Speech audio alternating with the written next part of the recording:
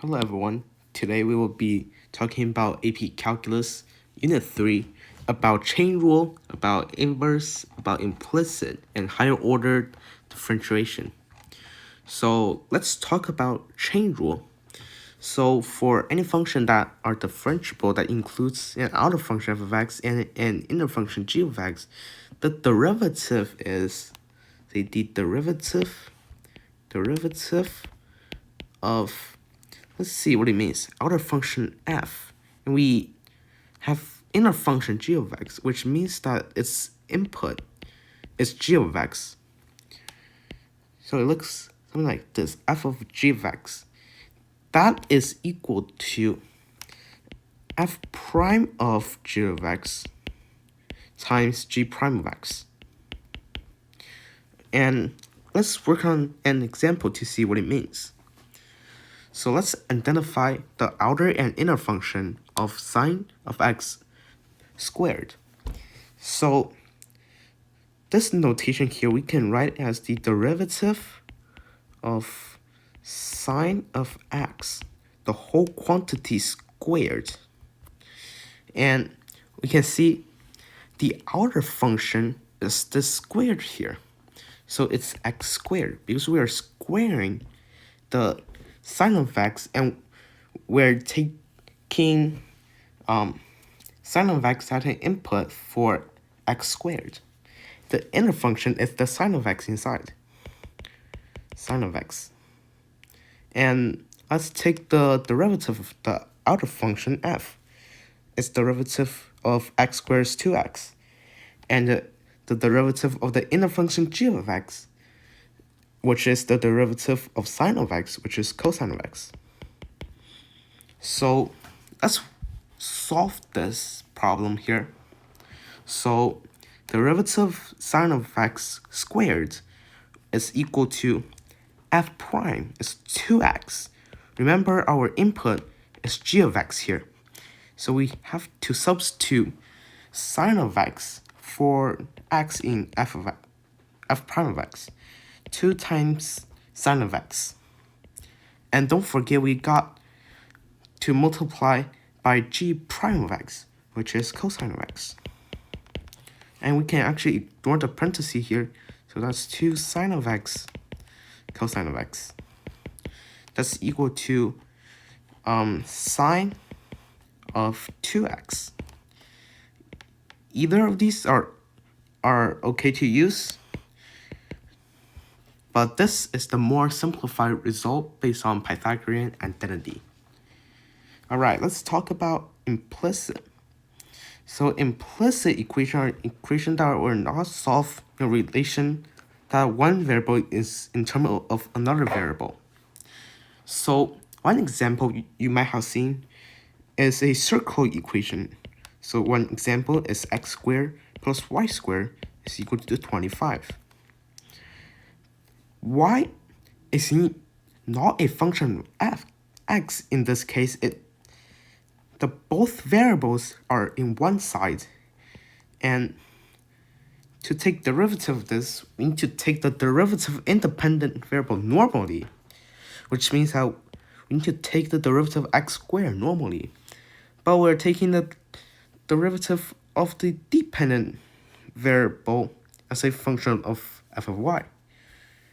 And example above is f of y equal to y squared. Taking the derivative, we need to use the derivative of f of y, then we need to apply the chain rule. So let's see what it means here. So the derivative of x squared, see here, taking the derivative of independent variable normally, so the derivative of x squared equals 2x. And we are treating y squared as a function of y. So f of y equal to y squared. F prime of y is equal to 2y plus 2y. But don't forget, y, it could be a function of x. We don't know what it is. So we have to multiply by dy dx, the derivative of y with respect to x. dy dx. It's because y is potentially a function of x, but we just don't display it here. And we taking the derivative left side, we have to take the derivative right side. So that's equal to 0. And let's solve for dy dx. So 2y dy dx is equal to negative 2x.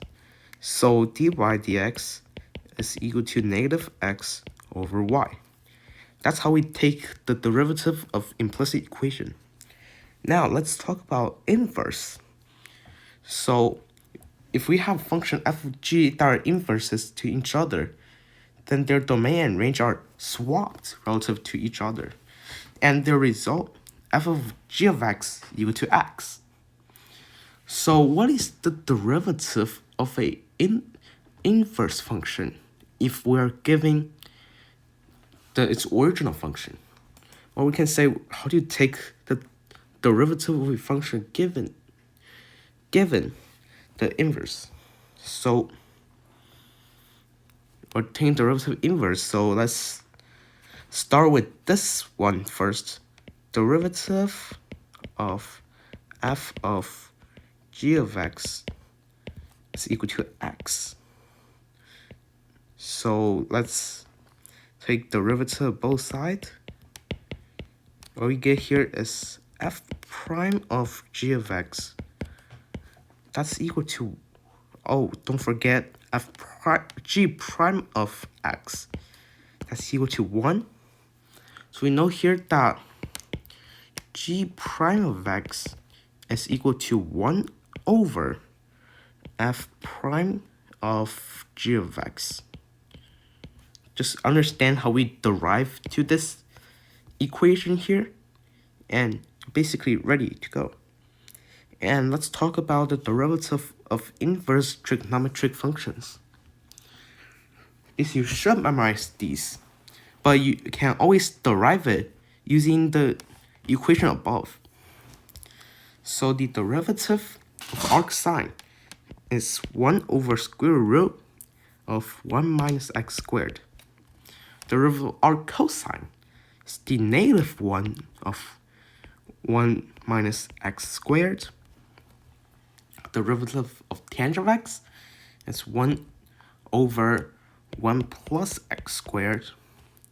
And derivative of arc cotangent is negative 1 times 1 plus x squared. Derivative of arc secant is getting a little bit more complex, as the 1 over absolute value of x times the square root x squared minus 1. But we have to make an assumption that the absolute value of x is greater than 1. And we have arc cosecant, which is negative 1 over the absolute value of x times x squared minus 1. Well, the same condition, the absolute value of x has to be greater than 1. We see a pattern. Whenever there's a co in the name, it's always the negative of the non-co arc trig functions. So you can actually only need to memorize half of them and take the negative sign for the co functions like arc cosine. But the ones that are mainly tested are arc sine, arc cosine, and arc tangent. You should familiarize yourself with taking the derivative of these three. Well, don't forget to also practice with these three also, but mainly focus on arc sine, arc cosine, and arc tangent. So higher order derivatives. So the notation for the nth derivative is derivative and we put y here and dx to the n power. Okay? And or put f and put the n here of x. And mostly you will use a second derivative. So what we do, we put we substitute 2 for n, so d squared y over dx squared.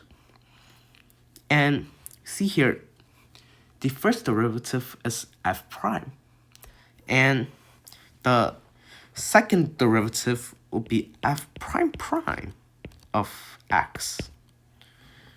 But what do they really mean? Like, so what you do for these is that you take the derivative of the derivative function of derivative. Take the derivative function. So let's work on an example here. So what we do is we break the second derivative into two derivatives. Derivative respect to x of derivative respect to x of x cubed. We do this. It looks very complicated, but it's actually not. We first take the derivative inner one. So it's the derivative of 3x squared. Now we can take the derivative of this. So that's 6x. What we can do is we can totally ignore this and get a result, which is 3x squared, and substitute back into the derivative and solve for the result. And let's talk about second derivative of implicit equation. What we do is we first solve for dy dx and take the derivative of dy dx and substitute the dy dx we first solve for in the first derivative and substitute back in to solve for the second derivative. What does that mean? Well, let's work on an example here. The second derivative of x to the fourth power plus y squared equal to 9. Let's solve for dy dx, the first derivative. Let's take the derivative of this. We treat the independent variable normally, so that's 4x cubed. We treat it as fy, which is 2y, but y is also a function of x, so we need to take the derivative of y respect to x. And that's all equal to 0 because the derivative of a constant equal to 0. So what do we get here? So 2y dy dx is equal to negative 4x cubed divided by 2y by both sides. Dy dx is equal to negative 2x cubed over y. We have to remember this value because we have to substitute back in when we solve the second derivative. So d squared y over dx squared is actually equal to the derivative of dy dx. So basically, we're taking the derivative of negative 2x cubed over y. And what we can do here is that we don't really want to use the quotient rule because it's longer.